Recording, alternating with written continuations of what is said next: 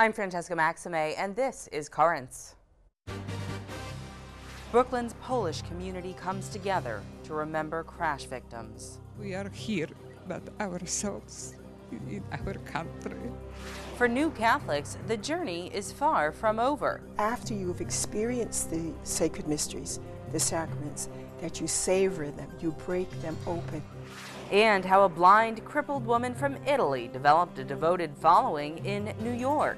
She had a great faith, and she was deeply loved because she brought out the best in them.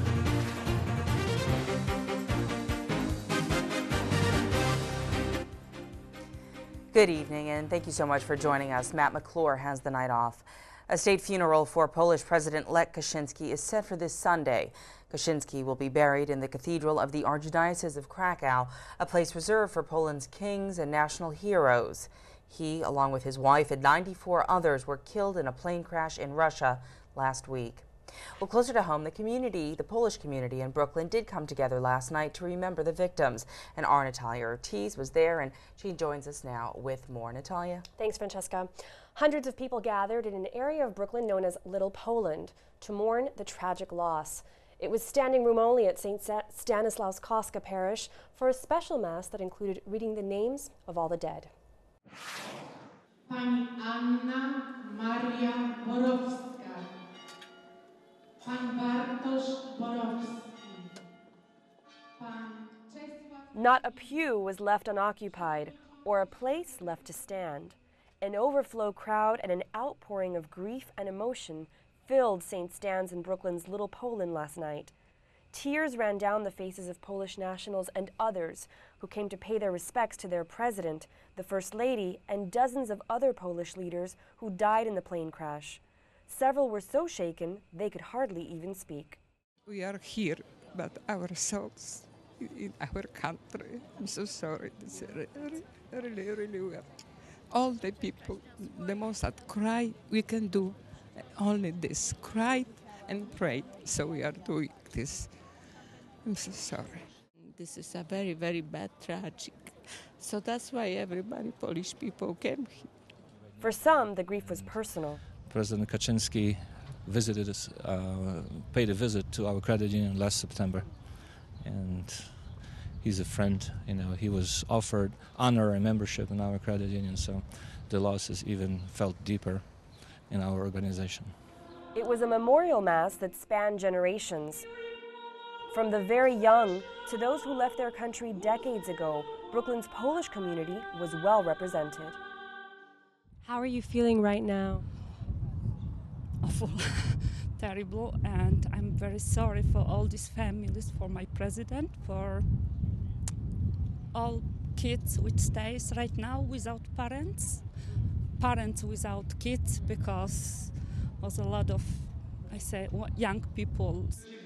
In his homily, the pastor, Father Marek Sobczak, asked that those present remember the way President Lech Kaczynski honored his country and his God.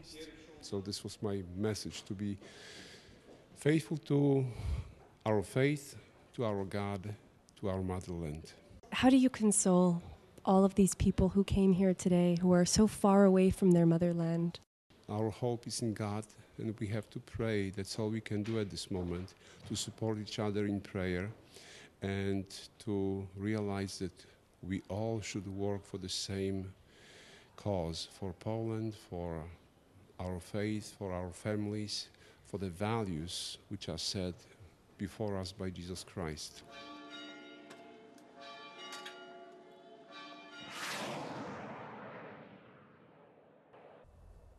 A very emotional evening in Greenpoint, Brooklyn, and as you may have noticed, Bishop DiMarzio was among those at the Mass. Francesca?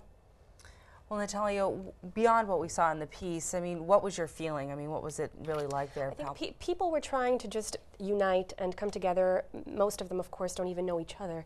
And I think the solidarity that they felt in just being in this room together in this church, and of course, most of them being Catholic, I think that was the strength that was what was giving them the strength to carry on. And did they say anything else that they were thinking about doing in particular to try and memorialize or commemorate? You know, everybody, it was so hard to even get anyone to speak. Yeah. Everybody was so taken by their emotions. All they could, I would get constantly people just walking by me, and I would try to ask them very, of course, sensitively and carefully, and they would say, I can't talk, I can't talk. So, no, I didn't get much. Anyone who was there that did speak to you at all have family there that they were able to express that, you know, what they were dealing with in Poland and country? Actually, not family, but I did speak to someone who has an old school friend from high school who died, and she said to me, you know, in tears, she said, you know, this is someone I grew up with, someone that I knew very well, and he was doing so well, apparently working for the government. Sure. And so it hit home, very close to home for her. Certainly a tragic loss for that country. Well, Natalia, thank you so much for your report. Thank you, Francesca. Well, stay tuned. There's much more current straight ahead. When we return, we'll have the day's headlines, including, for the first time in almost a month, the Pope speaks about the sex abuse crisis.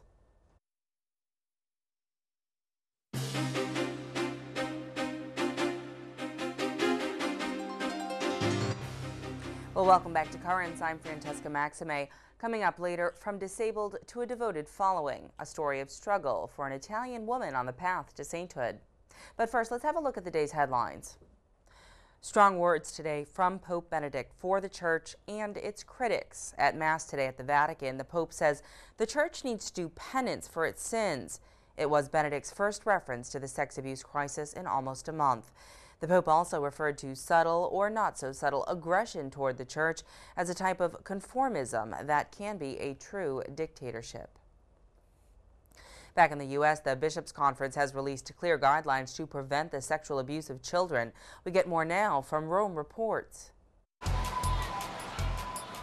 The U.S. Conference of Catholic Bishops has vast knowledge and experience combating sex abuse after it dealt with the abuse crisis in 2001. Now, to mark a National Child Abuse Prevention Month, the conference is offering 10 points to help protect children against clerical sexual abuse. Teresa Kettlekamp, Executive Director of the U.S. Conference of Catholic Bishops and Secretariat for Children and Young People, has published the points on the Internet. Point 1 reads, the victim must be the primary person of concern, followed by, no one has a right to be around children without proper screening or without following the rules. Boundaries must be clearly stated. One cannot presume people know them. Sexual abuse can be prevented by guardians, background checks, policies, safety training programs, and codes of conduct. The residual effect of having been abused can last a lifetime. Relief from hurt and anger often comes from feeling heard. You cannot always predict who will be the abuser. There are behavioral warning signs of child abusers. Some abusers isolate potential victims with lavish gifts or allow them to participate in activities their parents would disapprove of. People can be taught to identify grooming behavior. These are actions taken by abusers to project the image they are kind, while their intent is to engage in inappropriate behavior with the minor. Background checks scare off some predators and uncover past actions which should ban an adult from working with children. Re-examining and publicizing efforts for child protection has been a priority of the Church since 2002, when the U.S. bishops adopted the Charter for the Protection of Children and Young People in response to clergy abuse of children. The Vatican has published the 10 points in its newspaper, the Osservatore Romano.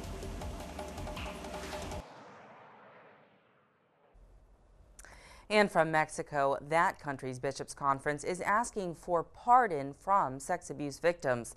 The bishops made the request in a statement from their annual meeting. They also promised to allow civil authorities to get involved in church-related abuse cases. In the Philippines, more attacks against the Catholic Church in Isabela City. A group linked to Al-Qaeda set off 2 bombs, one of which damaged the cathedral there. At least 14 people were killed.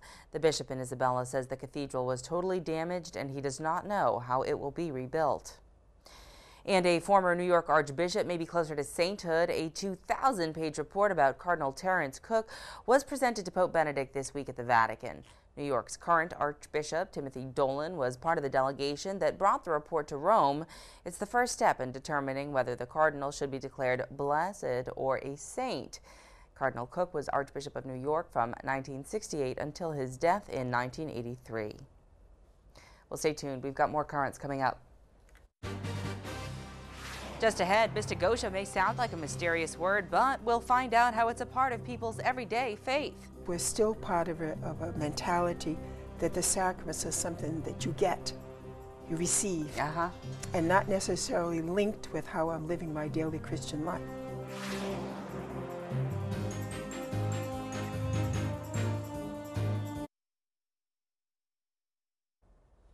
Welcome back. Well, for a lot of newly baptized Catholics, what happened at the Easter Vigil isn't the end of the story. These weeks after Easter are known as Mystagogia, and if you've never heard of it, well, welcome to the club. It was a new word to me as well. But it is an important part of the process for new Catholics, and to learn more about it, I sat down yesterday with Sister Alice Michael from the Office of Faith Formation. Sister Alice, thanks so much for joining us here on Currents today. It's a pleasure to be here. Well, we're talking now in this post-Easter period about the Mystagogia. For those of us who may not be as familiar with it as we might like, tell us what it is exactly. Before beginning, I will say that people say, Mr. Who? Yeah, right. Mystagogia is a Greek word, and in the early church it was considered the Easter sacraments, the mysteries of faith, weren't called sacraments. Mm-hmm. They were called mysteries of faith, and the Mystagogia is the period that it's like a savoring.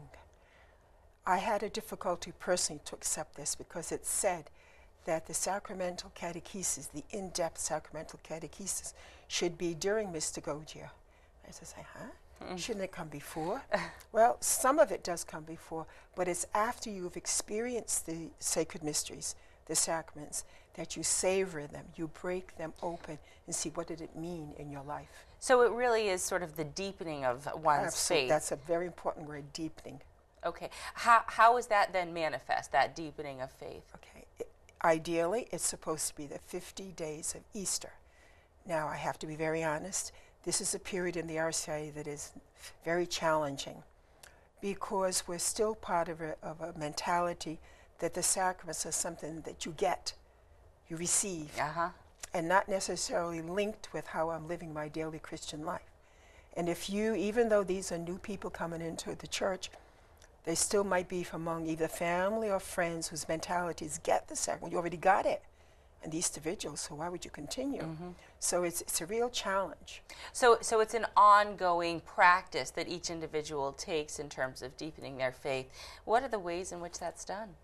Correct, because all of us, you and I, all of us, as baptized followers of Jesus, are called to an ongoing conversion. We're constantly trying to live our lives, our daily lives, the way the Lord asks us to, and that takes time. Now, what do we do during the Mystagogia period? Number one would be to give a deepening catechesis on the sacraments. Mm-hmm. Go back, reflect on all that happened in Easter Vigil. It's filled with symbols that was all too much to take in. Break it open, what that all mean. The scriptures during Easter, the Acts of the Apostles on the story of the church, the Gospels on the apparitions of Jesus in his risen life. And then also to give the people a great opportunity to realize, and now what? Okay. Because it's for mission. Right, so you can look into the future and look into the future of your own personal faith as well. And tell us, how is this going to be celebrated? Because I know that there, of course, are things happening here in the diocese. Okay.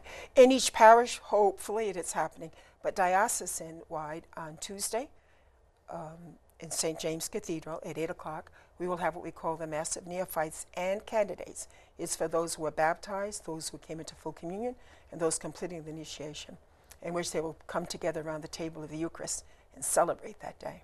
So this is sort of a larger part of that RCIA process. It is. It's an integral part of it. It's an integral part of it. And then ideally, after Pentecost Sunday, we should meet with them at least once a month for another full year. But see, if the total parish, if all of us are aware of our ongoing conversion, then our neophytes, those we have to get, neophytes is new plant we have to take care of, would be inserted into and continue to go along with all of us. And how do you think that the neophytes then help, for lack of a better way of saying it, the rest of us help deepen our own faith? How do the new folks I think the new folks come out with such an enthusiasm and such a sense of community, and they do want, we need to tap into their desire to serve and maybe be more creative, because we're not suggesting that immediately they become lectors or Eucharistic ministers or catechists, but so we help them to explore other ways in which they can be involved in ministry, visiting the sick, and even evangelizing. Very often they're the ones that get people to come to continue the process at work, in the workplace, and family members.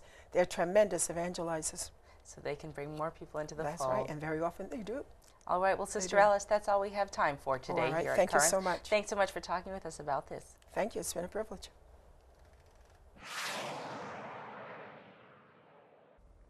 And that is Sister Alice Michael, who coordinates the RCIA process here in Brooklyn through the Office of Faith Formation. We'll be right back. When we return, an early life of struggle, the story of Margaret of Castello. She was born blind, lame, and severely handicapped and deformed, and because of that she was abandoned by her parents.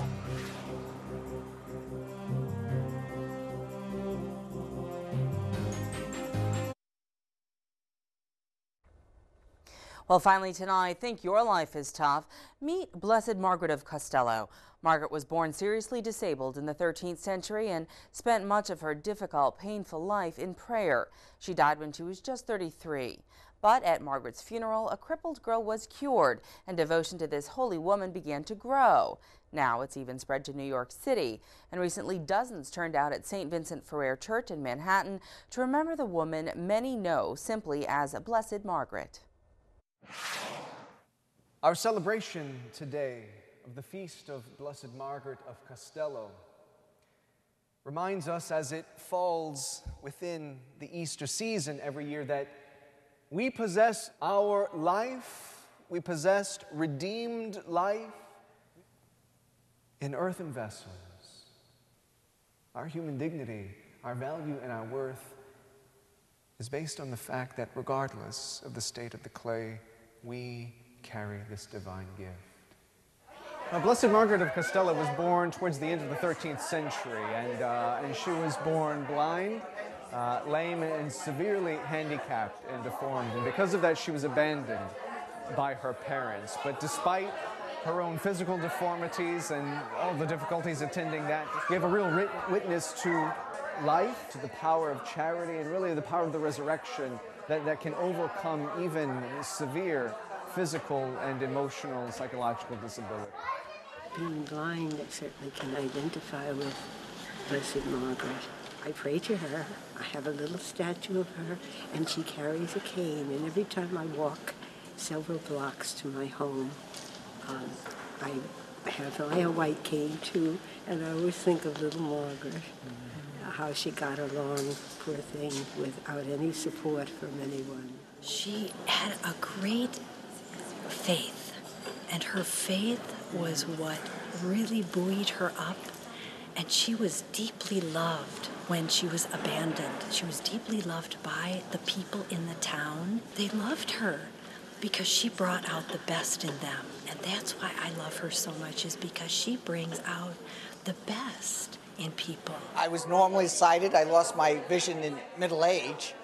But the idea that, you just persevere, and even though you can't do much in the physical sense, God wants us here for a purpose, and you just go on and pray for those around you, those that help you, and even those that don't help you or ignore you, pray for them too. And so she's an encouragement that way. She's been a role model to me, somebody that's been faithful to the Lord and His Holy Mother, and somebody who has served the church. Well, I recently had brain surgery, and I have problems with my speech sometimes and walking, but I just always try to pray and ask her intercession when I'm most weakest. So we pray to Blessed Margaret today to soften our hearts, to enlighten our minds, to build us up in courage. Blessed Margaret of Castello, pray for us.